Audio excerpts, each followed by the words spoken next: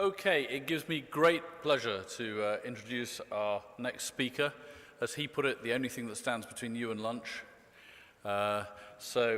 James Evans, I saw James speak at a conference a year or two ago, and I actually wrote a review of the conference in which I described him as a cross between an academic sociologist, a maths nerd, and Doctor Who. And I think that probably sums up his character and presentation style perfectly and accurately. So without further ado, I'm just going to invite James to come up here and give us his presentation. Thank you, James.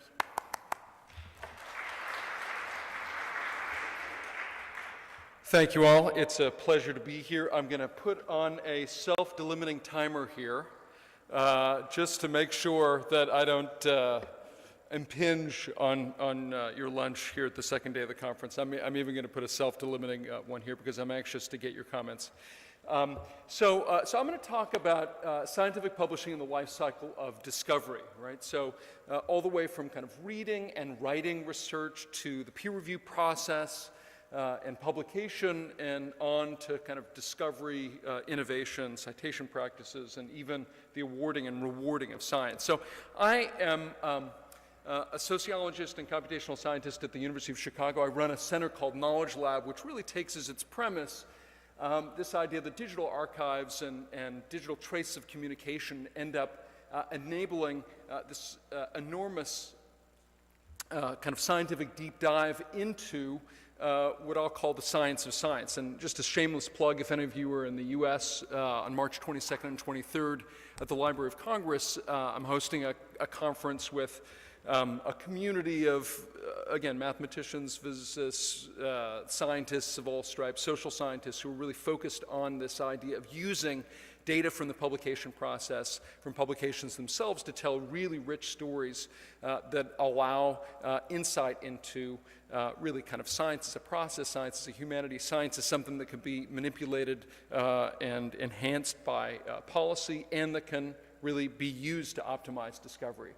And so in our center, we're focused on kind of harvesting rich insights with natural language processing and crowdsourcing from the publication record, using those to really understand the nature of science itself. Third, to kind of use those insights as a kind of a statistical instrument to guide new discovery and to shape policy, and to kind of improve the entire process. And so we're interested in not just kind of extracting information and reading the text of these papers, but in some sense in reconstituting the kind of the social and technical production process that brought about those findings through the process of publication, right? To read and evaluate that scientific publication process and discovery process that generated the artifacts that we have through publishing. So in some ways you can think of me as an anthropologist, right? And science is a very pleasant field to study because they leave so many droppings.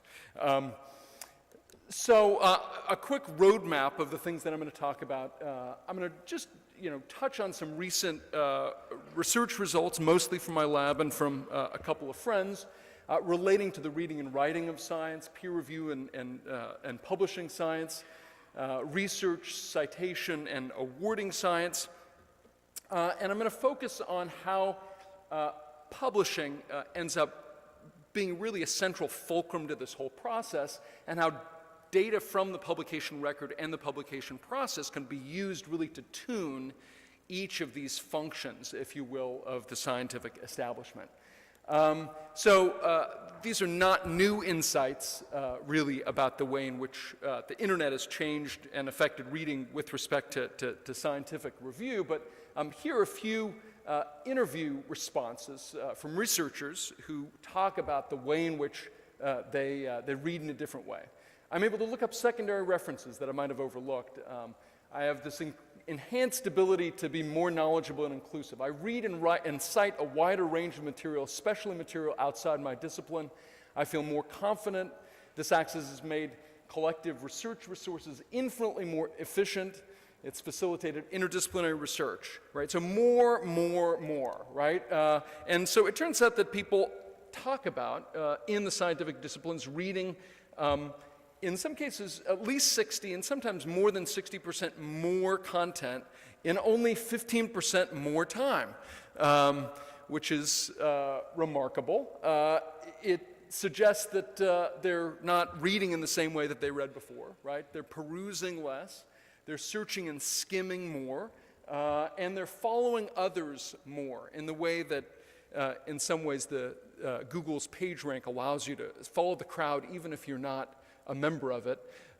Essentially, these scientific resources end up allowing people to kind of follow the crowd and feeling more confident in fields that are not their own as a result of the way in which these information services make available to them other people's choices. But I'm going to argue that these reading changes end up shaping the way in which science itself is produced. So a friend of mine in ecology and I just were interested in how reading styles have changed over time and how they influence the likelihood that ideas end up getting picked up and cited in subsequent research. And so we looked through the kind of the classic textbook, Little Red Schoolhouse kind of recommendations for scientific writing.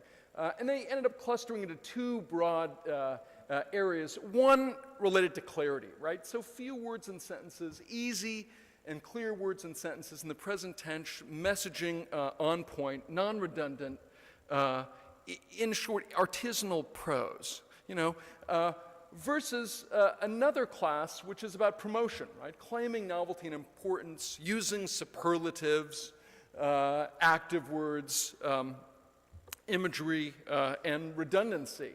And we found when we analyzed the scientific record, so on the left hand are things related to clarity, and on the right to self-promotion across a variety of different fields.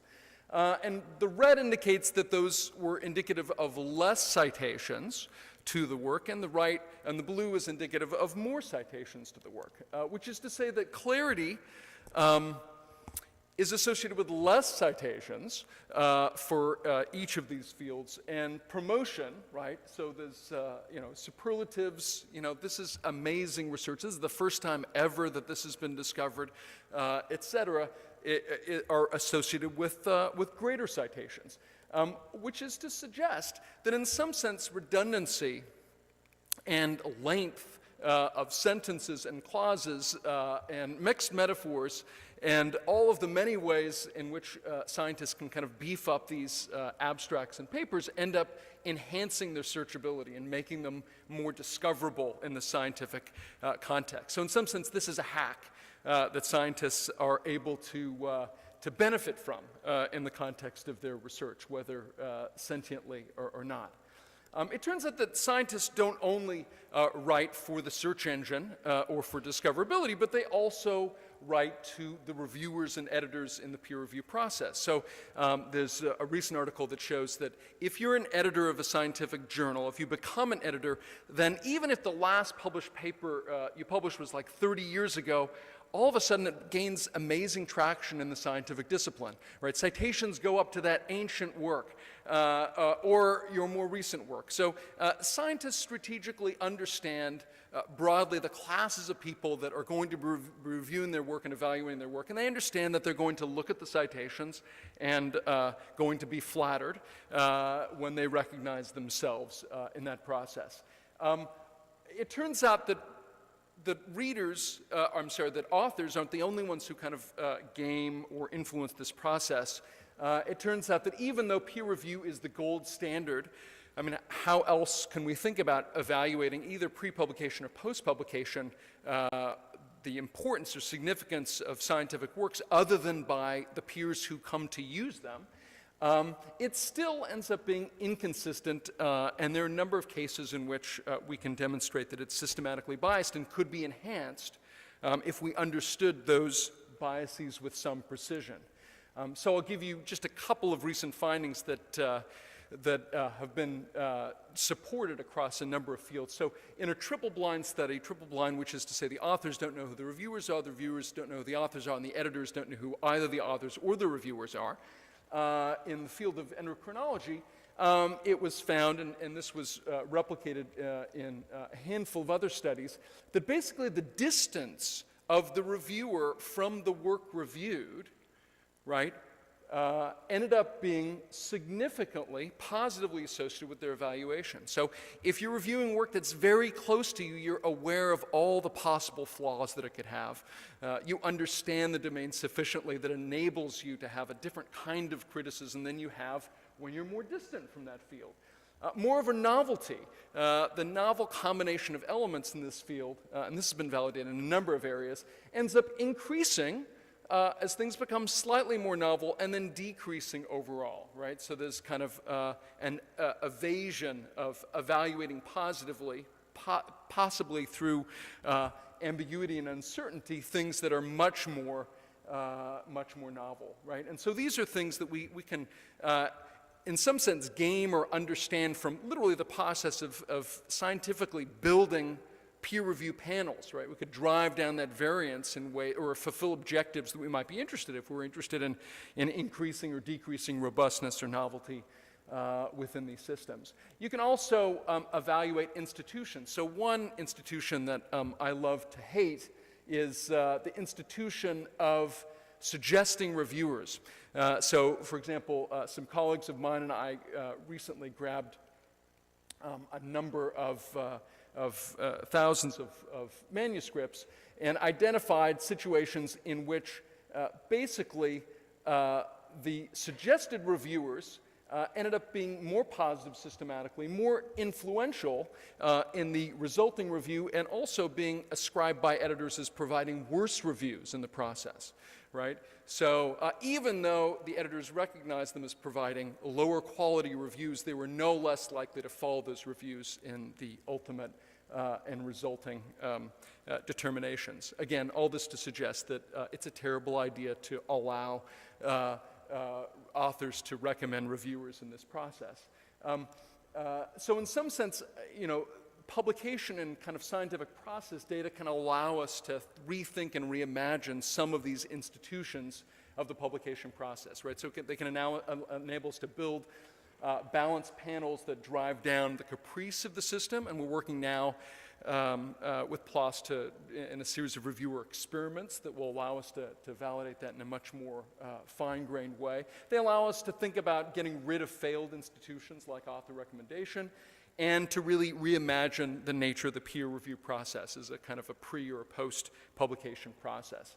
Now, the next part of my talk is going to focus on the thing that I focus the most on, which is the way in which the research corpus acts as a trace of the way in which science as an institution thinks, and what that tells us about how, as institutions, as nations, as universities, we can think about tuning that process in ways that fulfill desired objectives. So I'll begin first with a little fact, and you'll have to forgive me if each insight is associated with some process that requires some essential simplification, right? Because I'm not reading all of the 20 or 25 million papers that I'm analyzing in these contexts, right? So I need to allow the computer to read them and model them in ways that are tractable for the questions at hand.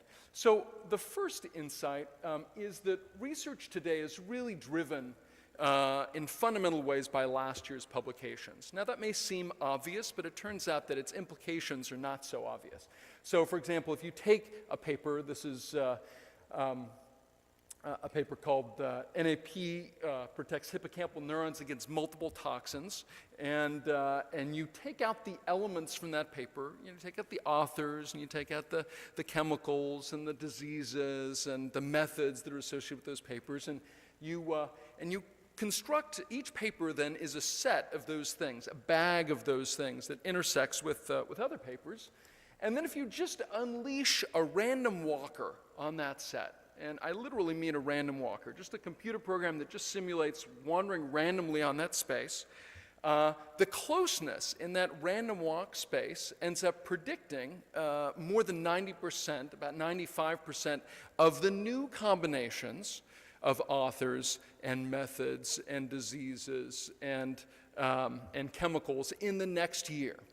right? So if authors were just randomly wandering around this search space, so they use a certain method and they go to a conference on the method and they bump into another author, and that random walk accounts for the vast majority of the next period's science, which is to say that however scientists think they're getting their ideas, those ideas are at the very least traced in the literature if the literature itself isn't the landscape on which they're wandering. Now, it turns out, if that's true, and it is, if research is driven by last year's publications, then it's not driven by many other things. So, for example, it's not driven by global health needs, right? There's 0% correlation between increases in disability-adjusted life years or pain and suffering for diseases and the investment in research on those diseases. It turns out it's not driven by local health needs, right? So this is an analysis of the relative attention to breast cancer research, for example, in clinical trials versus the relative burden of breast cancer in the global populations that are studied. So in some sense, because research has become the way in which science thinks, it's the way in which science constructs its problems, it ends up eclipsing the other classes of important problems that might be valuable for science to consider adding as feedback, as inputs to the scientific process.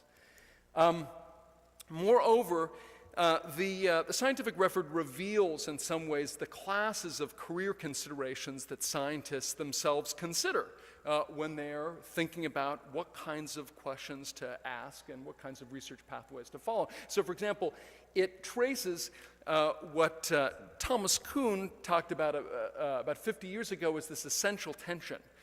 This essential tension in the scientific career is between job security, right, between putting out the next publication and like achieving tenure and job security at some particular place, which ends up being facilitated by following the crowd, and fame, another currency of scientific research, right? The Nature paper, not just any paper, right? The Nobel Prize or some significant prize, which is often associated with not following the crowd and kind of luring out in one's own. So it's this tension between productivity and between kind of a risk or a chance at outsized recognition and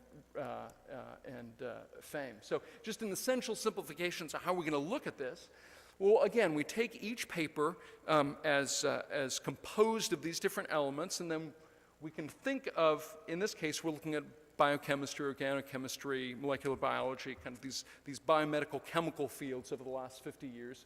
And we can think of a network being composed as each time these proteins or other macromolecules or small molecules get combined in experiments over time.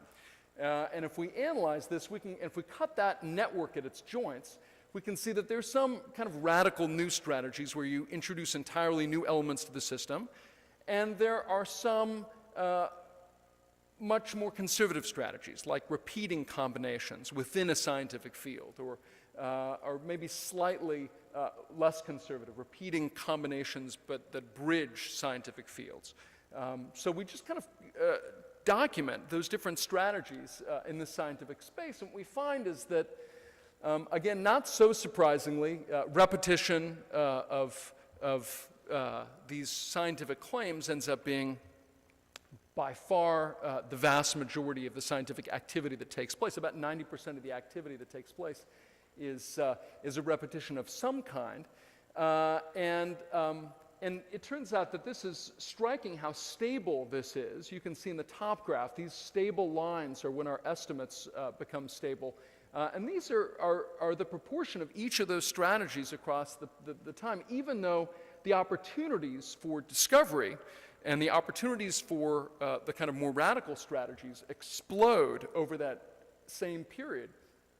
And so what we see is, even though there's a higher return in terms of citations to rarer or riskier strategies, that doesn't reflect the fact that the vast majority of those strategies fail, right? They fail even to reach publication. And so it suggests that scientists are also taking into account not only citations, right, the job security side of the publishing equation, but also awards. So we trace all of these strategies to all the awards in chemistry, biology, and medicine over the course of the last 50 years and find that, again, those elite prizes, the Nobels, the pre-Nobel prizes, are much more enriched in these jumps, these radical strategies, much more enriched in these consolidations, novel combinations within a subfield, and much less enriched in things like bridging. Again, the publication process, if we kind of explode it, if we take out these elements, gives us rich traces of how it is that scientists are thinking about their work. Moreover, you can trace another one of the games that the scientists themselves are playing. So if you look at the optimal fraction, if scientists were trying to maximize their citations, so the optimal fraction of kind of new to old associations in their papers would be about 40%, right? So about 4 out of 10 of their combinations would be novel combinations within a paper. But then if you look at the citations, the things they cite in their papers, the optimal combination of novel citations, that means I got to close quickly here, that is only 10%, right? So only 10% is the optimal fraction of the new cited elements. Why is that? Well, because scientists understand that novelty bias that we were talking about earlier. They understand that they're going to get dinged, essentially, for introducing too many new things in their elements, and so they effectively downcite and downplay the new elements relative to the old elements in this system. And so in some sense, they're actually doing more than they kind of cite and suggest they're doing within these papers. Finally, we look at the efficiency of the system. So essentially, we turn that process by which science moves from questions in one period to answers in the next into a kind of a software program or a simulation. And then we analyze, given all the things that were discovered in that system, is the way in which science discovered them, right, the program it used, the most efficient possible way, or could we discover much more efficient ways? It turns out that it's very efficient for discovering about 15% of this network of chemical combinations. It's unbelievably inefficient at discovering 100%, which is to say all the chemical combinations up until, in our case, like 2013, right? So what's going on is that as fields become more mature, and as this space of claims and insights becomes more saturated, the optimal question for science ends up being much more riskier than the optimal question for the scientific career, right? And so all of a sudden we see, as fields mature, this deviation between the interests, the most efficient or optimal scientific experiment and the most efficient scientific experiment for my career. And so again, this creates, and you can see in the top, this is the kind of just a simulation on a simple graph of the actual strategy, which focuses in very strong hubs at the center, whereas the most optimal strategy we were able to discover is a much more even strategy. I mean, it's much better than random, but it's much more even. In fact, the actual historical development of the strategy as we see it now goes in the opposite direction as the optimal strategy. Again, because as science gets more mature, it requires or demands for efficient search more risky experiments. But as a scientist, you know, I can't amortize that risk. I mean, if I have a budget of 10 experiments, I have to pick, I can't pick a 1 in 10,000 experiment, or I'm likely to leave the system.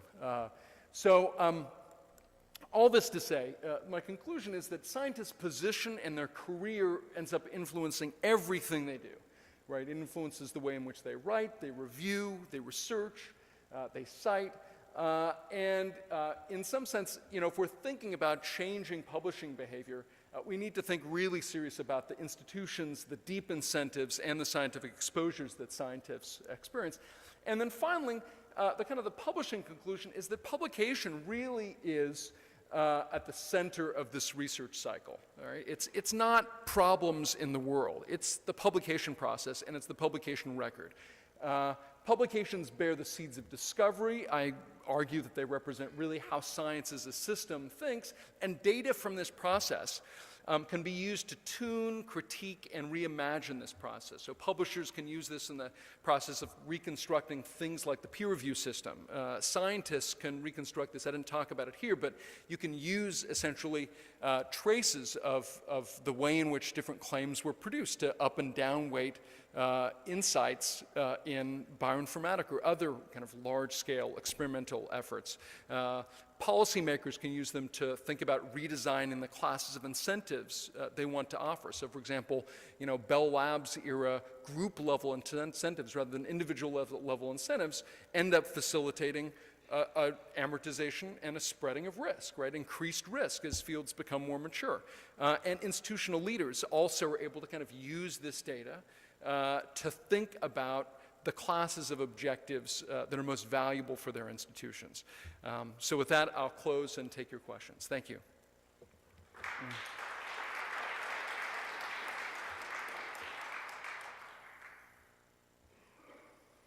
If there are any questions, please. I'm seeing one right over here. Uh-huh. No, you're the one, right there. Oh, I'll listen carefully.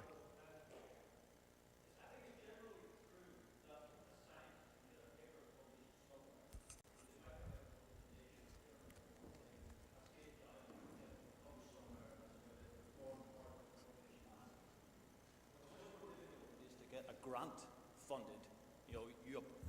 You apply for, so sorry, I was just said that you can basically get a paper published somewhere, anywhere. For a grant, there's a finite amount of money, and a lot of grants are never funded. So that, I think, has a big influence on the research that's done and the problems that people look into. And I think the same things you describe, conservatism basically, and grant panels only award money to things that they think are going to work or in fields that there's a lot of activity. But I was just wondering, had you looked into the funding agency aspect of this question? Absolutely, yeah. So I didn't have time to chat about it in detail, but back here, for example, we have in this kind of analysis of research of health burden, for example, versus kind of health investments. We looked at investments not just only in papers published, but also in the grants that were provided before the publication process.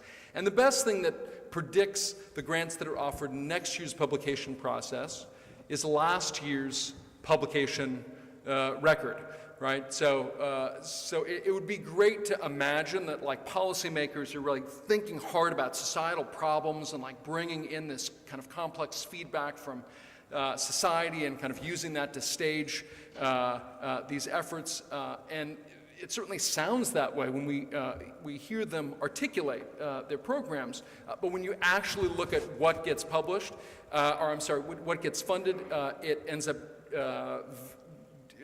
reflecting the publication record in the past. Moreover, and this is research in process, but it also looks like that it's more difficult even in cases in which one would like to push the scientific, the policy process by kind of shifting applications, that researchers can kind of stretch the research into the new areas and make their lab look like, an autism lab or a whatever lab using whatever model system they were using before, but often much of the impact goes back to the old fields, right? So it turns out that I'm not saying science policy is not possible, but it's difficult, right? It's like the question, at least in the U.S., to what degree did Cold War research funding hijack American physics, or to what degree did American physics hijack Cold War funding, right? So it's in some sense these are very entrenched institutions. So it's a great question, but it turns out that they follow along the same path. Please. Anthony Watkinson. Hi, James. Hi. It's a probably related question. You mentioned you've been doing some work with PLOS. Have you managed to attract the interest of other publishers or funders or anything for outreach of your ideas into the real picture, as it were? I think, certainly in discussions with NIH over the course of the last 7 or 8 years, I've been delighted to see they've shifted some aspects of their funding process, right? So for example, rather than they've allocated more of their funding process, both at the NIH and NSF, to individual and not project level awards, which essentially facilitates a kind of risk that wouldn't have otherwise been available, because then individuals can allocate their funding across their portfolio of more and less risky projects. So I think they're funding bodies that we're speaking to. I'm not saying that they made their recommendations or changes only as a result of my voice, but there are several voices who are thinking and talking about these institutions. I think publishers, I mean, we've been speaking to many publishers. I think, PLOS has been very open to experimentation. And I think for this particular project, we were most interested in working with PLOS precisely because PLOS One as a journal actually doesn't confound the two major criteria for publication. By focusing really almost exclusively on the accuracy of the research, rather than the accuracy and the significance of the research, we were interested in kind of identifying what are the things which were associated with researchers' ascription of accuracy in the researcher rather than accuracy and significance. So that was a reasoned choice of ours. We've been working with, many publishers have been generous in offering their corpora for us to kind of work with, and then we've also kind of sent insights back to those generous publishers. So if there are other publishers who are out there, this is a humble plea. We can squeeze insights out of your data and send them back to you and send them forward to science. I think it's, so I think there has been interest. Some are more interested in opening up their process and experimenting with their process in real time than others, and I think those are the really exciting opportunities. So, please. Which one did you pick? Yeah, with the beard, I think, yeah. Thank you. Hi, David Matthews from Times Higher Education. If I understood correctly from your presentation, you're saying that the internet means researchers are reading more and they're skimming more papers. I'm sorry, researchers are what? Researchers are reading more papers, they're able to read more papers, and they're probably reading them in less depth, so that they're not spending as much time on each paper. And then you said they are using more promotional language in how they write their research.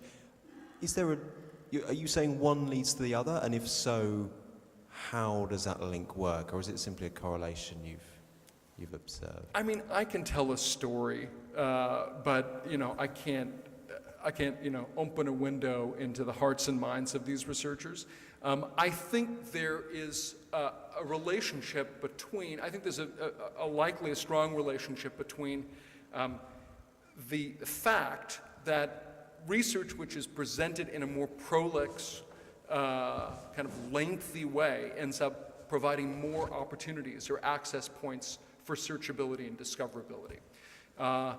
And our scientists being strategic about that, and it correlates with higher citations. So I think what I'm suggesting a linkage is not so much between the fact that people are reading more, but to read more, you're doing more searching, right? You're following more links. That kind of skim reading and search reading is favored essentially by a kind of a lengthier prose. And I think the promotional language, is likely that the many influences of how it is that you ascribe value to a piece of research include the research's claims itself. Although I will say that it's not obvious, so in research that I didn't mention here, I'm involved in a large-scale analysis in genetics and medicine of the relationship between published claims and between independent experimental validations of those claims. And we're not finding a significant association between promotional language or even in some cases the hierarchy of the journal and the likelihood that those claims end up standing firm to experimental replication. There's actually very low relationship between the claims in the literature and experimental validation. So anyway, so that's a longer answer than perhaps you were seeking. But We've probably got time for one last question. okay, there was a question over here. Hi, fascinating talk. Thank you very much. Pippa Smart from Learned Publishing. The slides that you gave all looked as though they were from the life sciences, medical sciences, and I wondered if you had specialised on that discipline and if you'd looked at any of the non-grant funded disciplines. So it's a great question. I mean, why did I initially focus on biomedicine and chemistry? Well, because the nouns and verbs are so well behaved. But I analyzed that, and I don't have the slides here, but I actually analyzed to see, okay, so is the game different? Are concepts used in a different way in other fields? And so we have this, it's actually a very nice measure of ambiguity with which terms are used. It's the, I'll tap into the math nerd part. So it's the basically synonym substitution entropy conditional on linguistic context. So the likelihood that you use the same word, that you substitute the same word with all of its possible meanings in every given context. So poetry, for example, is very high on this entropy measure. And biomedicine, chemistry, and biology are very low on this measure, the lowest on this measure. The physical sciences are in the middle. The social sciences are kind of a little further over, and humanities is close to the novels that it analyzes. So it's true that it's more difficult in these other contexts, but it's not impossible. And these differences in ambiguity, I think, are not just artifacts of our measurement challenge. In some sense, they actually reflect the very game that's going on in some of these disciplines. Right, where part of the game in the humanities and social sciences is articulating and re-articulating very common concepts within a web of associated concepts. So I think actually, it's possible to analyze these in other contexts. It's harder, but I think those difficulties actually associate with real aspects of the scientific game that's being played. So thank you, everyone, and enjoy your lunch. Okay, thank you very much, everyone. And can you join me in thanking James for his presentation?